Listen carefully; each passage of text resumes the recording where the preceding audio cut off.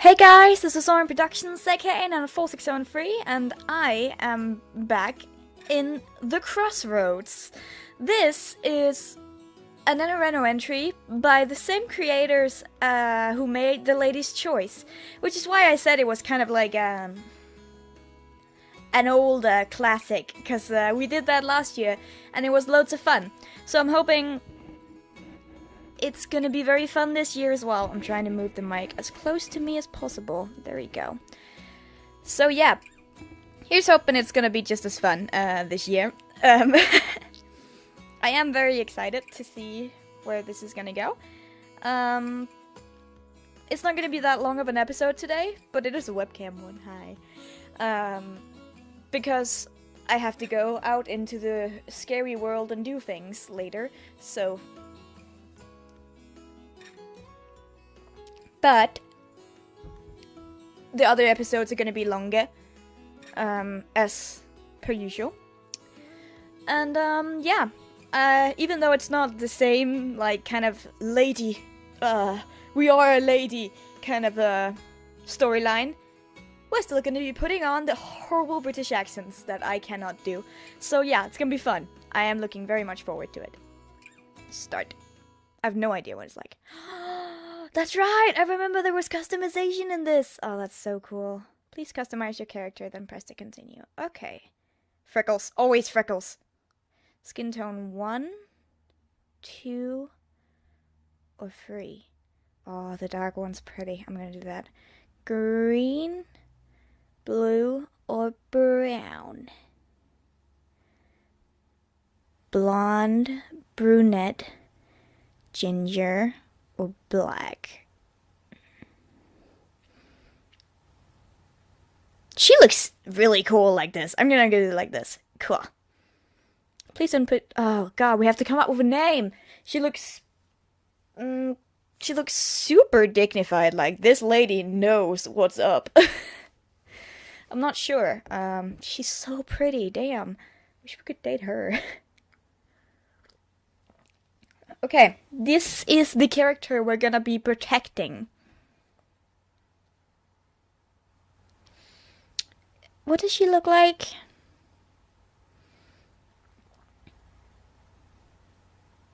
She looks like an Amanda, doesn't she? Yeah, she's gonna be called Amanda. There we go. Sorry, gotta move this thing a little bit. There we go. Whoa. When the lawyer asked me to house sit, I didn't realize she meant a mansion. I stare over the house before me, its white wood walls and gleaming arched windows shining brightly in the midday sun. Maybe things are finally starting to look up. It's about time they did.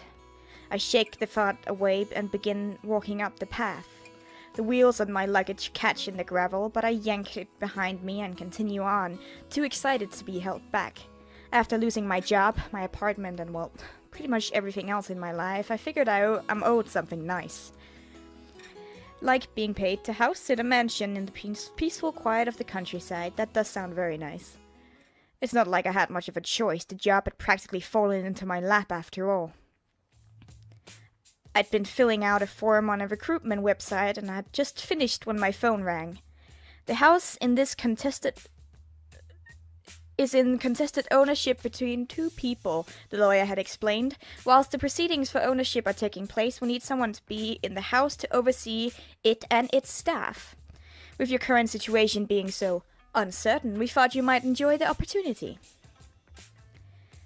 A change of scene will do me a world of good. I just need to get away from it all, and this is my chance. Getting paid to do nothing and sit around, sign me up. Yeah, change of scene. I'd stared at the phone for a while before letting out a gentle sigh. The lawyer was right. A change of scene would do me a world of good, I reasoned. Just what I need to help sort out my life. I'd agreed before the lawyer had even finished explaining. It wasn't until after I'd put the phone down that I realized I hadn't actually hit the submit button on the recruitment form. Still, it was too late to turn back by then. I walk up to the door of the house, a glint of metal by the doorframe catching my eye. I scoff and roll my eyes at the name of the house. The Crossroads. Kind of ironic, considering that's exactly where I am in my life right now. I pull out the ornate iron key the lawyer sent me, turning over its weight in my hand, then unlock the door. It clicks easily, and the door swings open. No turning back now. And with a shrug of my shoulders, I head inside to begin my week of peace and reflection. Sure, that's what's gonna happen. Tea sip.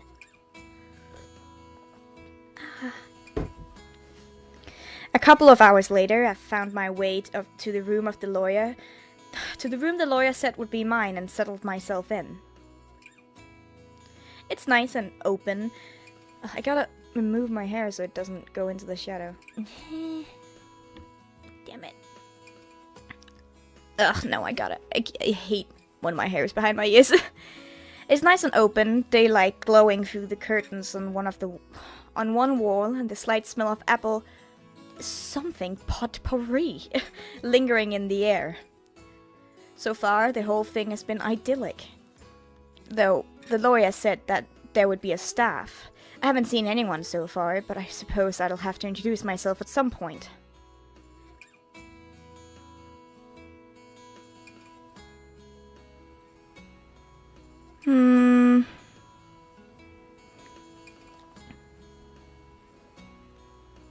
This would be me, honestly, but I didn't know that still existed. Wow, a house with staff. I didn't realize those even existed anymore. I give a light chuckle, turning my head out of my room. Turning to head out of my room, I can't read. Yes, I can read. The house seems pretty empty inside, and the sunlight bursting through the back door tempts me out. The bright light hits me as soon as I step out into the gardens, the sun warming against my skin.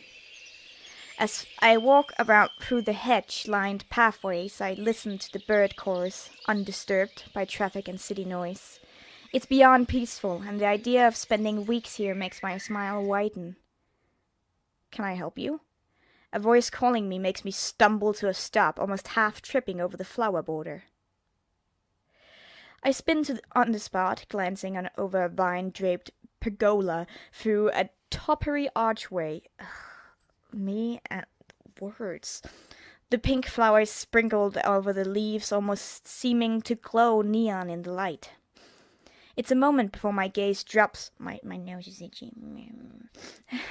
To the figure now approaching me through the dappled shadow of the pergola. Oh snap!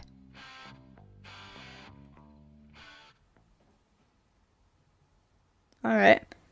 He tucks off a pair of mud-stained gardening gloves, then pushes his fingers through the hair, which is falling in front of his dazzlingly green eyes. Are you lost? I blink out of my momentary shock and realize I have to respond. No, sorry, I'm Amanda. I'm supposed to be house-sitting. I'm here to house-sit.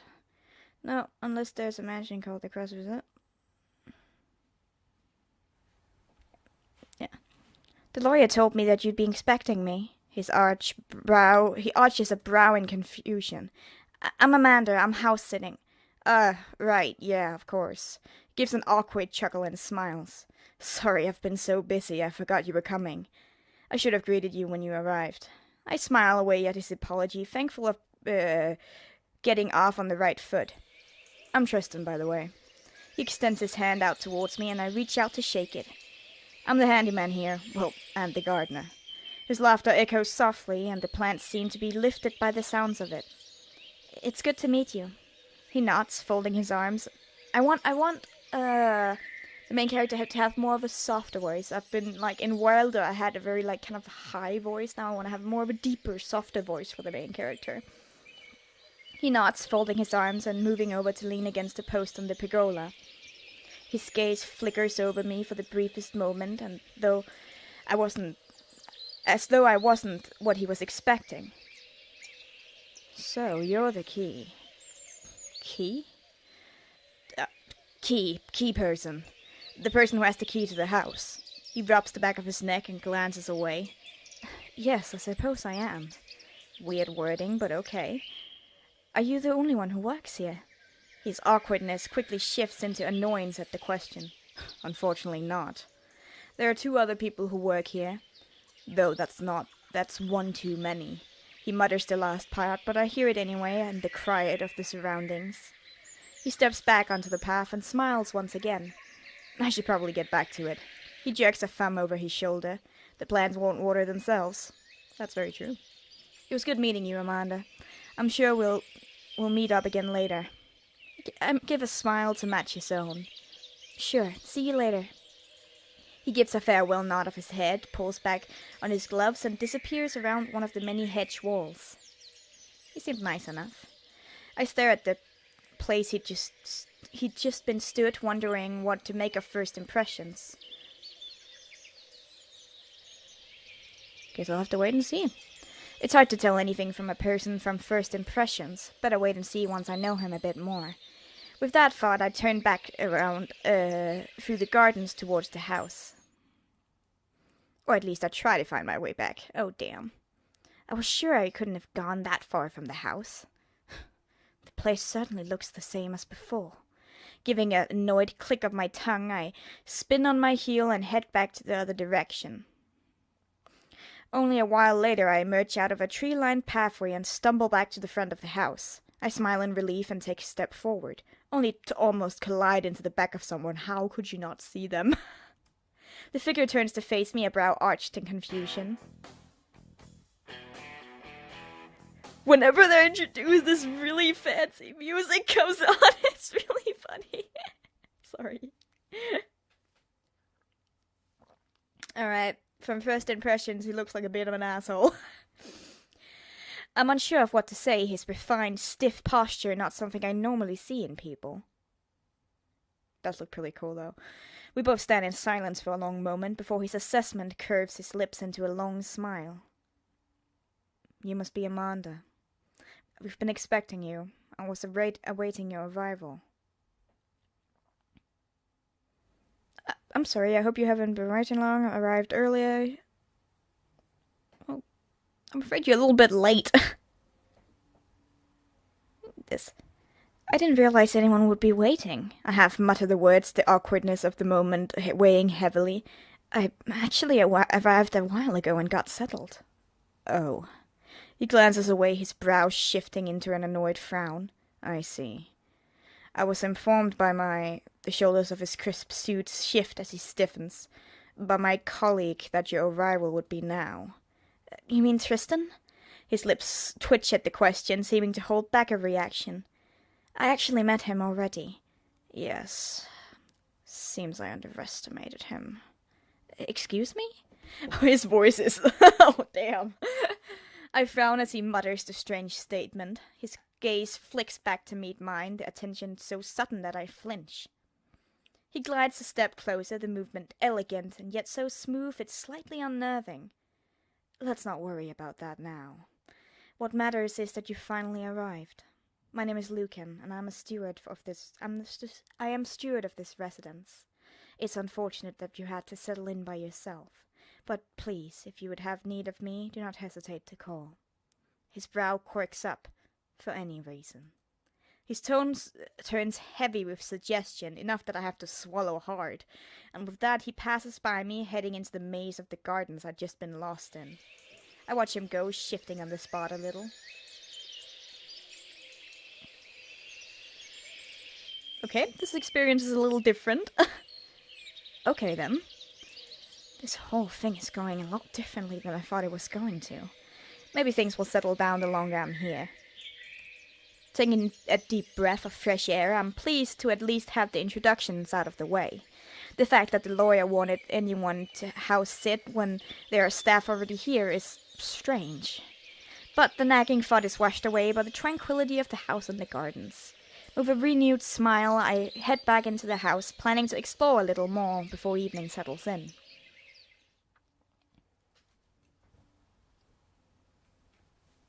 Just checking the mouth. The mic, not the mouth. What the fuck? I apparently have lost the ability to speak in this video. Great. A couple of slow hours pass, and I try to enjoy the feeling of nothing to do. It's quite great.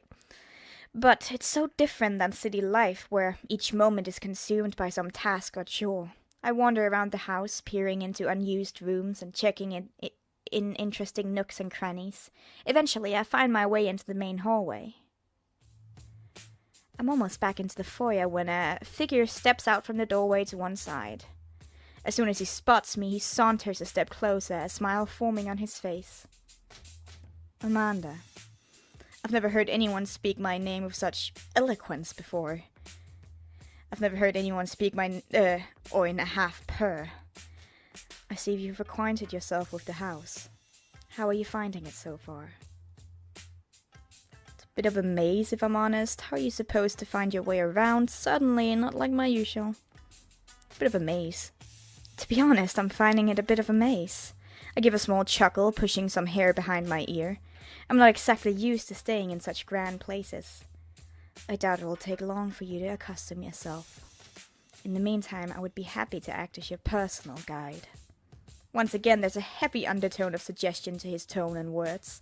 I glance away, unsure of if it's just me hearing things or if he really is quite so bold with people who doesn't even know.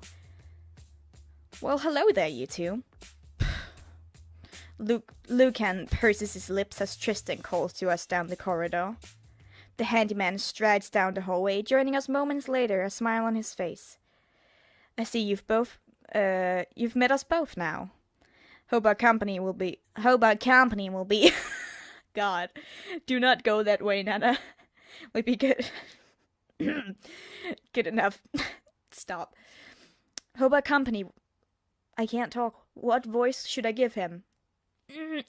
Hope our company will be good enough during your time here. How are you settling in? A question we have already been over, Handyman. Tristan recovers well from the sharp remark, ignoring Lucan and focusing on me instead. Well, if that's been covered, how about food? Sorry? Seems a shame for you to eat alone on your first night in a new place. If you're up for it, I actually have my supper in the living room. It's only pizza and beer, but it's food. Lucan lets out another noise of disapproval. What about you, Lucan? The steward's frown eases into what I'm guessing is his usual expression of a smile. I shall be dining in the kitchen. His gaze flickers to Tristan, on a meal much more befitting of what our guest should be eating. The two of men glare at each other, a heavy air suddenly pressing down on the narrow hallway. I picked up on a little hostility when they spoke of each other, but I don't know where this anger between them suddenly stems. Maybe it's a dislike that has been going on for some time. Either way, I get the impression that neither would respond well to suggestion that we all eat together. You're very kind to offer. Not going to get in the middle of whatever weird feud you guys have. This is more little... Yeah, honestly, I'm gonna be honest. I cross my arms and stand back a little, staring over the two of them. Look, I'm not going to get myself involved with whatever weird feud you guys have going on. Their anger each turned to surprise at my words, and they both shift to face me. Lucan is the first to recover. You're quite right. Our business is ours and should not be piled on you, especially as you are a guest. Yeah, sorry about that. Tristan joins the apology there, and the air seeming to clear a little. The offer still stands, though, and with that final smile, he strides casually down the hallway, his hands in his pockets. As does mine, if you have a fancy for it. Lucan then leaves the opposite direction, his steps much more elegant than Tristan's. As soon as I'm left alone, I let out a long sigh. I didn't realize there were going to be so many issues in this place. Though, for the amount I'm getting paid, I will probably still have taken the job. I glance up at the place where the two men had just been, before turning and heading towards my room. Oh man, I'm starving. I'd spent the last of the daylight reading over the employment contract the lawyer had sent. Not exactly riveting stuff, but still important. I let out a long sigh and leaned back in my chair. As food enters my mind, once more due to the growling of my stomach, I remember the previous offers given by Tristan and Lucan. It'll be hard to avoid them if I want some food. And it's true, I don't really fancy eating alone. I knew it! I knew this choice was gonna get... Of course, this is an Otome game. Of course that choice is gonna be there. But I don't want to make this choice. Because, like... If I had to ask, I would love pizza and beer. Like, that's my thing. I would definitely be... If we're talking about food, which we are, I'd love to eat pizza and beer. But I am very intrigued by Lucan, because... Like, it's obvious, like, he's putting on some sort of act somehow. This is a supernatural game, so there's probably gonna come a supernatural element at some point, which is gonna show what's up with the whole thing. And probably they have to woo us or something to get maybe a key or something, I don't know. But anyway, they're probably the owners of the house. Damn it. Did I just spoil the ending? I'm so sorry if I did. I just... oh god. Anyway, food or handsome guys, what do I choose? I don't know. Try new things. You can't always go with pizza and beer. I'll try this. Why not? I'm in a pretty fancy place. Seems fair to have a bit of a fancier meal. With that, I decided to head out of my room towards the kitchen. It's gloomy in the kitchen. The only light provided by the lights glowing. The only light provided by the lights glowing from underneath the counters on the edge. Around the edge. The hum of the oven's fan whirs in the quiet, the clock on the far wall ticking loudly, and my footsteps echo against the stone flooring. I'm glad you made it. I pause mid-step as Lucan appears from the doorway, a smile of greeting on his face. As I move further inside, I glance over at the spread food on the kitchen island. Wow, it looks delicious. Plates of fluffy white rice, colorful vegetables and glossy sauce, and what looks and smells like a loaf of fresh baked bread. I'm glad you approve. Oh no, what kind of vegetables? Why don't you come take a seat? I give an eager nod, moving to sit on one of the high stools by the counter. Lucan sits it under me as I go to sit. Oh, thanks.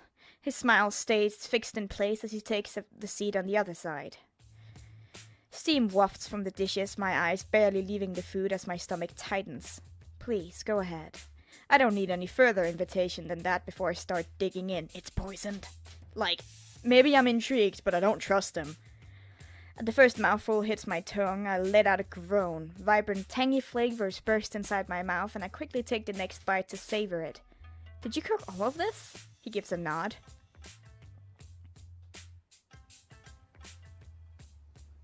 I can barely stifle my surprise. Wow, it's amazing. You should become a chef. His laugh is more hollow than I expected, as though I said something wrong. The thought is appreciated. His strange amusement sinks back into his regular smirk I'm now becoming most familiar with. After a few more mouthfuls, my hunger is satiated enough to realize he hadn't set a plate for himself. Are you not going to eat too?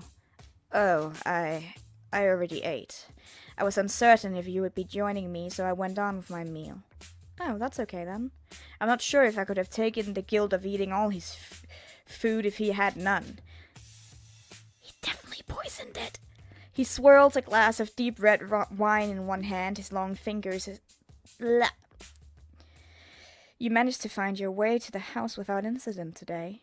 Actually, it was a pain to find. I place my fork down as I give a laugh, resting my elbows against the cool of the marble countertop. The closest village a few miles from here hadn't even heard of the place. That's unsurprising. We're most out of our way here. I doubt many know of its existence. What do you do when you have visitors? We don't have visitors. Ever? You're the first in a very long time. Oh. I'm uncertain how to continue the conversation, so I begin eating my food once again. My gaze flickers up to watch as he begins running his fingers down the length of the stem of his wine glass. It seems a general motion, but something in his manner and look makes it far from innocent. A blush halfway forms on my cheeks as I watch.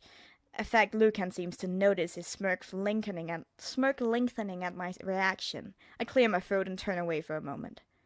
What brought you here, Amanda? His sudden question forces my focus back to him, apart from the prospect of the job offer. I don't think many people would easily move away from the familiar setting and take up residence in a remote location as this.